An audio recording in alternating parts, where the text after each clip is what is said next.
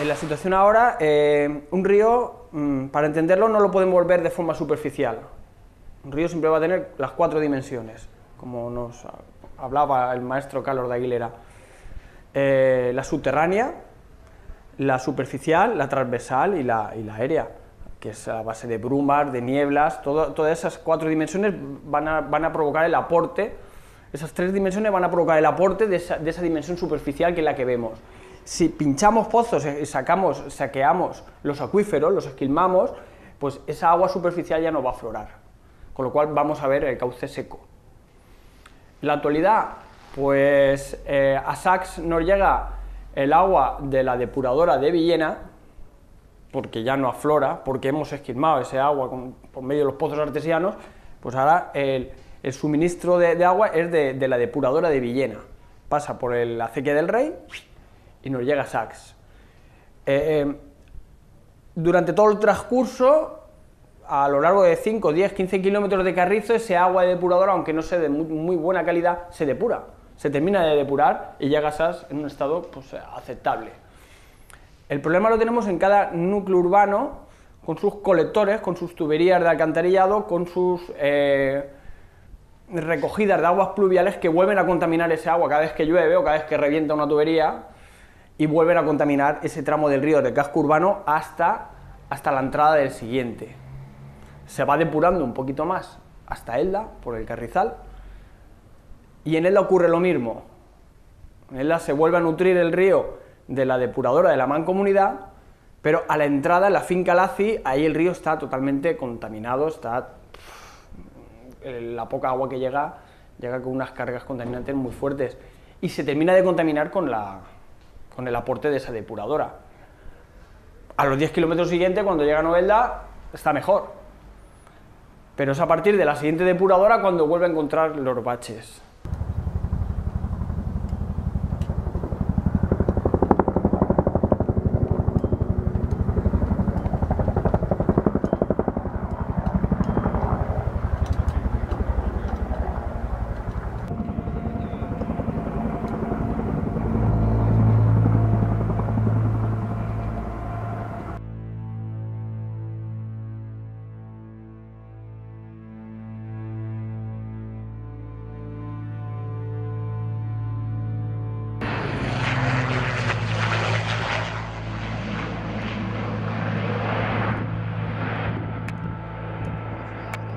El incendio del año pasado fue el segundo en este paraje que está dentro del catálogo de humedales protegidos de la Comunidad Valenciana, que es el pantano de Elda y Petrel. En este caso fue la Cola, pero hace 12 años, o 15, si no recuerdo mal, fue el cercano al puente de entrada de la autovía Elda. toda la zona de Monastil, de la presa hasta el puente, toda esa zona se incendió también hace 12-15 años. ¿A qué es debido todo esto? Pues a la desaparición del pastoreo, que era el principal consumidor de forraje, de combustible, a la pérdida cultural de aprovechamiento y a la nula inversión en este paraje tan singular. Estamos hablando de un oasis, estamos hablando de una tierra que estamos ahora con el tema del cambio climático, tenemos una sequía brutal, todos los ecosistemas se están viendo muy perjudicados y tenemos una franja de 200 metros, una franja muy estrecha que alberga una diversidad botánica y de fauna excepcional y es un oasis que hay que proteger. No se ha invertido nada, nada de nada. Incluso la única senda que han hecho los voluntarios lo han hecho voluntarios. Entonces, claro, eso en un ecosistema tan rico, tan vivo, con un crecimiento tan brutal debido a esa agua que circula y tan rica, con tantos abonos, tanta materia orgánica, pues hace que tenga un crecimiento, el carrizal y el tallar enorme y que hay que gestionar. Si lo dejamos sin gestionar, pues lógicamente arde, claro que arde. El año pasado se quemó pues, un 30 o un 40% del humedal protegido. No se ha hecho ningún tipo de gestión en todo este espacio. Estamos hablando de un espacio rico, no solamente a nivel natural, sino patrimonial. Ahí tenemos cerca está el yacimiento de Monastil, pero el santuario íbero, que donde hacían sus ceremonias, prácticamente quedó a 4 metros del incendio. Lo pudimos ver todos. La fábrica de la luz también quedó muy cerca. El molino del Chorrillo también, todo el entorno se calcinó. No se ha hecho ningún plan de restauración ni de gestión posterior. Entonces, volverá a ocurrir, claro. Claro que volverá a ocurrir, es innegable.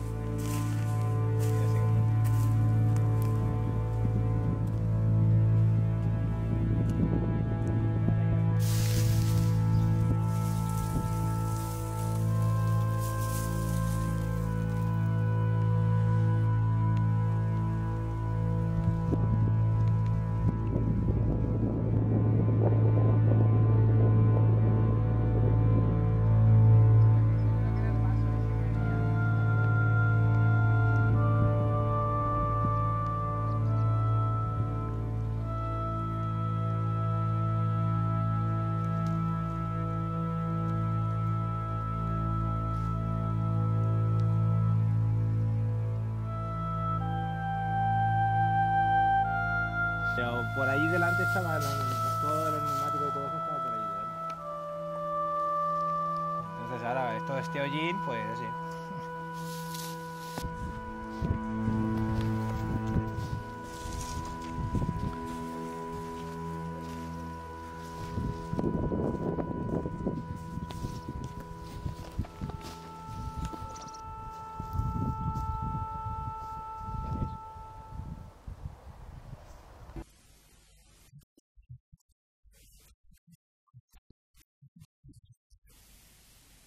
Era un sitio de encuentro, era un sitio de baño. O sea, hasta que las industrias ajeñas empiezan a verter los metales pesados y contaminantes peligrosos, pues hasta...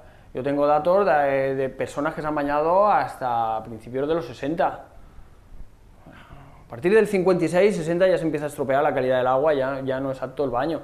Pero son innumerables los testigos que hay de que se iban a bañarse el río.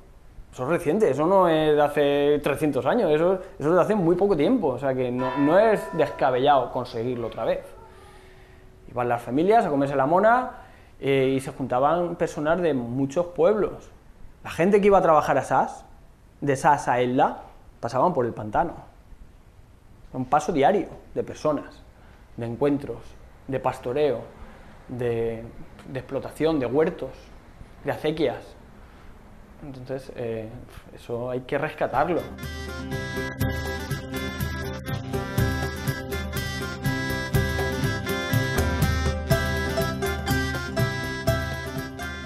Tenemos tenemos unos elementos riquísimos a nivel turístico patrimoniales. Allí tenemos muy cerca el Poblet, que bueno, que se está trabajando, no sé si se ha conseguido ya la figura de bien interés comunitario, todavía no, pero se está en ello, se está trabajando. Es una zona que a nivel histórica es súper importante, eso está lindante a este paraje catalogado. Luego tenemos la zona de la Torreta, toda esa zona a nivel histórico tiene muchísima importancia, y aguas un poquito más abajo tenemos la zona del Monastil. El sentir patrimonial, el sentir cultural es la máxima riqueza de todo, de los 3 valles, o sea, de los 3 municipios que rodean este espacio. Y luego a nivel de naturaleza, las aves, ahí se reúnen aves esteparias, se reúnen rapaces de todo tipo, anfibios, reptiles, ahí está la mayor concentración de fauna de toda la comarca. Y incluso me atrevo a decir con menos presión urbanística. Entonces es una zona que a nivel turístico se podría desarrollar muy bien y dando unos valores de identidad muy importantes. Y luego sobre todo que es nuestro gran corredor. Por ahí pasa el Camino de Santiago. El Camino de Santiago figura en todas las guías de caminos de todo el mundo. El chino que quiera venir de Alicante a Santiago de Compostela pasa por ahí, pasa por el pantano de Elda, es innegable. O sea, es que incluso está marcado. ¿Y cómo está? No va a poder ni entrar, porque tiene que entrar sin saber ni dónde está, ni lo que significa cada hito, cada piedra, cada ribazo. No lo sabe porque no hay guías preparadas para eso. Entonces estamos perdiendo una oportunidad de desarrollo rural a base de casas rurales, a base de guías, a base de escuelas de educación ambiental, de puestos de trabajo. Estamos perdiendo bastantes oportunidades.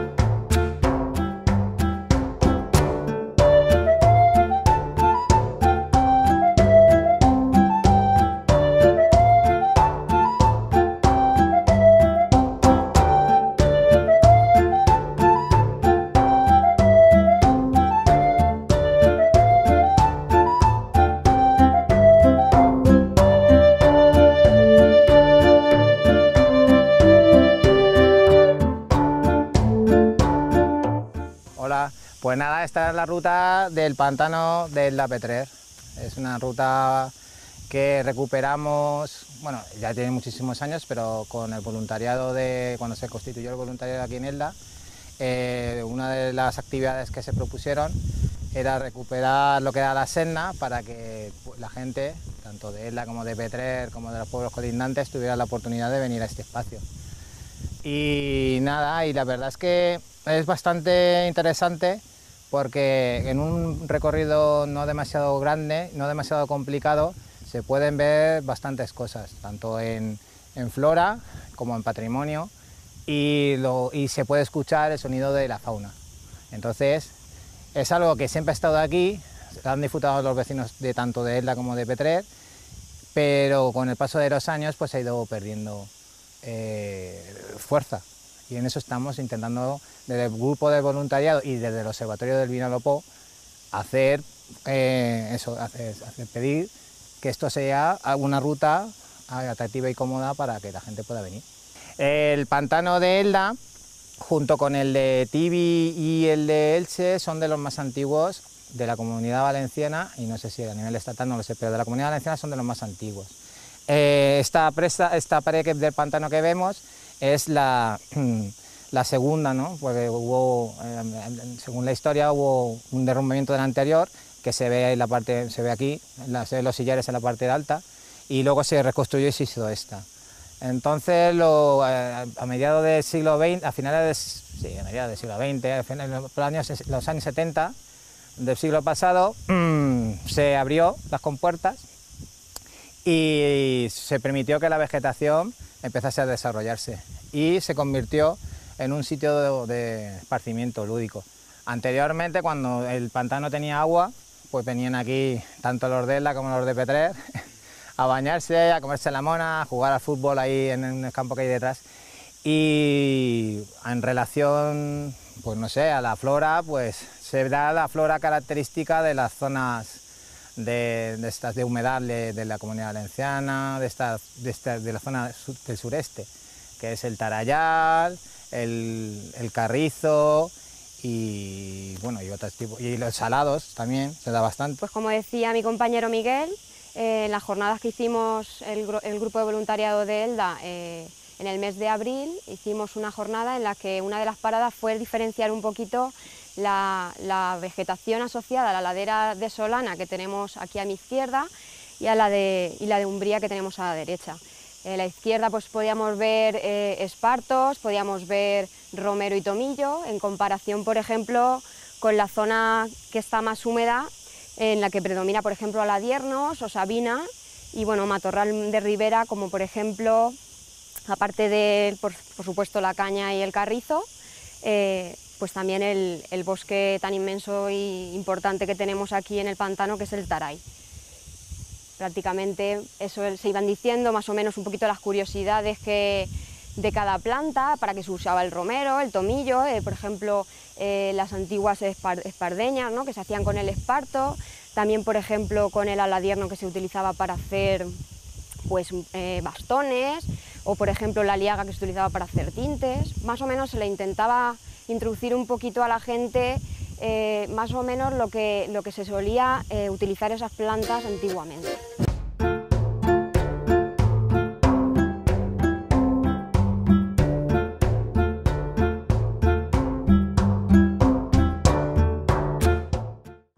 Bueno, pues como se ha visto antes, hemos pasado justo por la presa nueva. Sin embargo, la presa antigua todavía parece que no quedan restos, pero si nos fijamos bien, todavía siguen quedando los estribos, que es una parte donde yo estoy y otra parte que se ve allí al fondo, y son los estribos de la presa antigua, que eran mucho más alta que la que tenemos ahora. Lo que pasa es que esa presa después, la nueva, se tuvo que hacer más baja por la vía del ferrocarril, y la antigua presa en el año 1793 se rompió, y se rompió debido a una gran inundación que hubo. Se hizo una fractura en la pared y se rompió. ¿Por qué? Porque no tenía un aliviadero. Entonces eso se modificó y en la nueva presa se instaló un nuevo aliviadero que está por aquí, y es por donde salía ya el agua. Entonces eso lo que hizo fue que las futuras inundaciones, aquí lo que pasa es que o llueve mucho o no llueve nada, pues lo que hizo fue que el agua saliera sin tener que reventar la presa.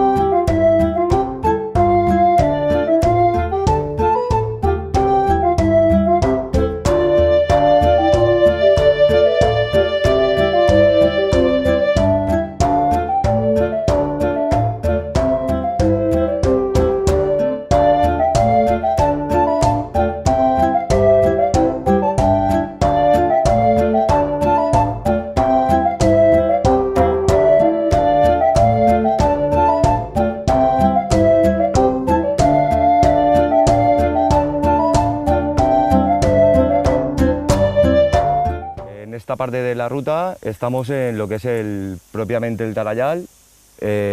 Tenemos un tarayal maduro de unos 60 años de antigüedad. Comprende tres grupos de especies que los dividiéramos en las sosas, los carrizales y el tarayal. El tarayal, que es la vegetación más importante que tenemos comprende 2 especies, que es el Tamaris gallica y el Tamaris africana. La problemática que tiene el tarayal en este momento es que la falta de pastoreo hace que este ecosistema se convierta en un polvorín al no tener una gestión selvícola de ningún tipo. Y nosotros a través del voluntariado ambiental de ELDA, pues el año pasado abrimos la senda perimetral otra vez y nos insistimos en que la administración tome cartas en el asunto y quiera gestionar este espacio para su conservación y disfrute de la gente.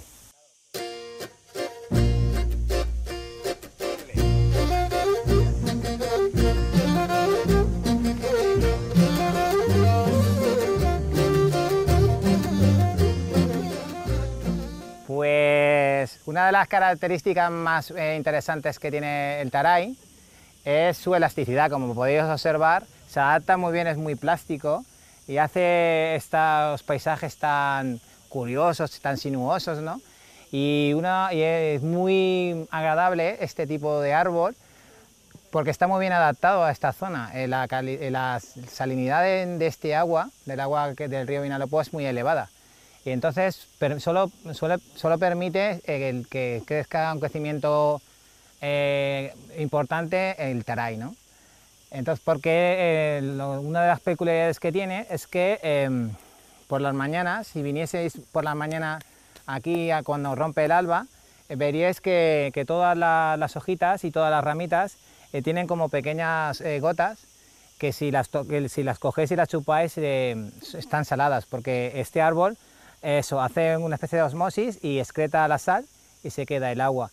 Entonces, por eso es tan importante este tipo de bosque, ¿no? Y es lo que nosotros llamamos el manglar. El manglar que se ve, los famosos manglares que hay en las costas africanas, en las costas estadounidenses, pues aquí nuestro manglar es el tarayal, ¿no? Y la verdad es que para nosotros es muy importante que se esté en el punto de mira, ¿no? Porque por la riqueza y por la biodiversidad que puede llegar a albergar, porque ahora solo oímos las chicharras, pero si estuviéramos aquí callados podríamos escuchar una infinidad de sonidos que se producen, porque todo esto está lleno de pájaros, y pájaros y de reptiles, y hasta en el río hemos encontrado, haciendo analíticas el año pasado con el grupo, hemos observado pues diferentes especies acuáticas. Entonces era algo que queríamos que la gente tuviese en cuenta, ¿no? La importancia que tiene el tarayal y el tarayal del pantano.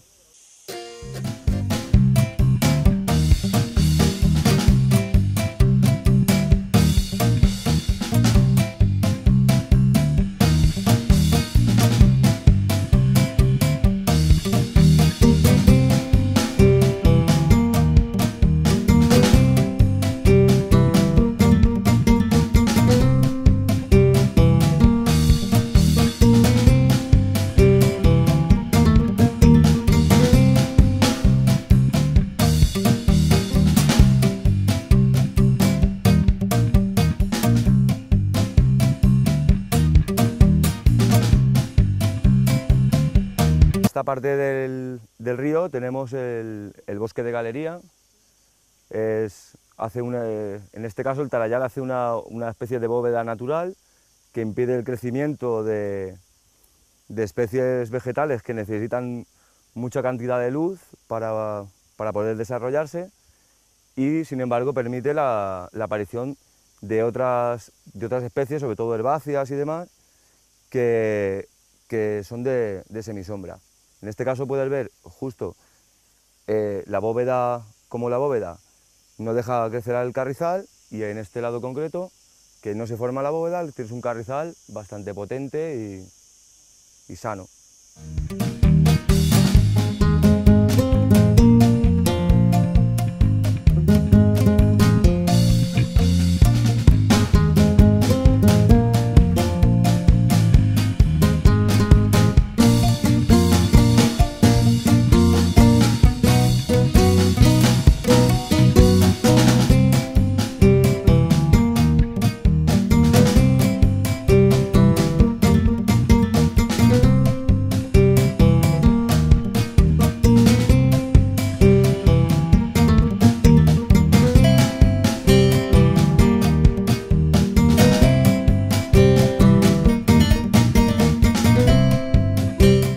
aquí lo que estamos viendo es la vía del tren, que se construyó en el siglo XIX, pero aquí, por ejemplo, lo que estamos viendo es precisamente un desmonte que se hizo para la vía del tren, que parece así en principio que es muy drástico, pero también sirve como una enseñanza geológica también.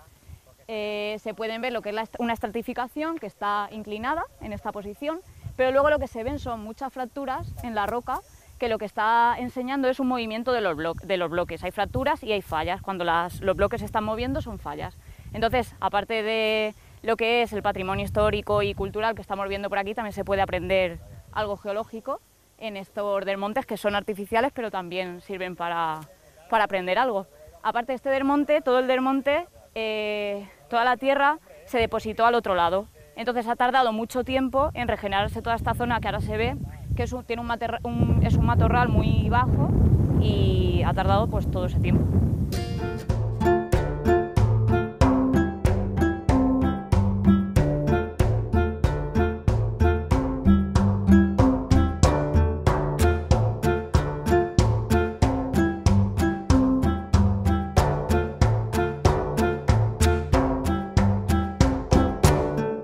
Bueno, pues hasta ahora hemos visto lo que era la senda del pantano, que trabajamos con el voluntariado, y ahora dentro del voluntariado ambiental de Elda había un grupo que es el Observatorio del Vinalopó.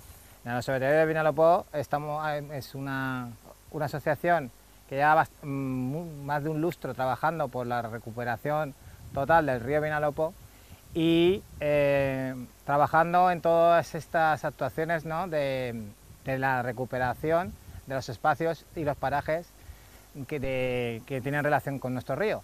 Entonces, ahora mismo nos hemos quedado en este punto para que podáis ver lo que es la cola del pantano, que el año pasado, por un trágico accidente, una quema de rastrojos incontrolada, generó un fuerte incendio y se perdió una masa de taráis que había. Y ahora se está recuperando, pues estamos digamos, en el primer estadio de la recuperación de la vegetación, que es el carrizal. Como os he comentado, hemos pasado por la senda del Vinalopó, del pantano del Vinalopó, y esto enlaza, la cola del pantano, enlaza con la senda que nosotros queremos estamos